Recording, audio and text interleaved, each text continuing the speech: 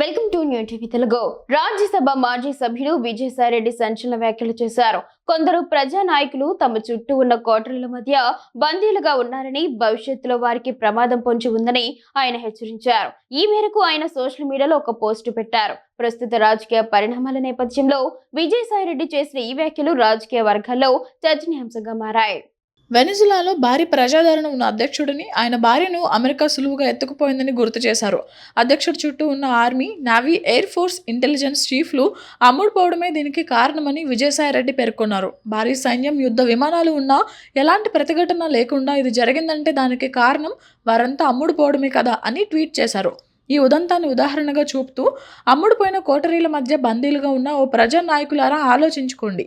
భవిష్యత్తులో ఇక్కడ మీకు ఏం జరగబోతోందో ఇప్పటికైనా గుర్తించండి అని ఆయన తన పోస్టులో ఘాటుగా హెచ్చరించారు. ప్రస్తుత రాజకీయ పరిణామాల నేపథ్యంలో విజయసాయిరెడ్డి చేసిన ఈ వ్యాఖ్యలు రాజకీయ వర్గాల్లో చర్చనీయాంశంగా మారాయి. విజయసాయిరెడ్డి గతంలో పార్టీకి రాజీనామా చేసే సమయంలో జగన్పై విమర్శలు చేయడం తెలిసిందే.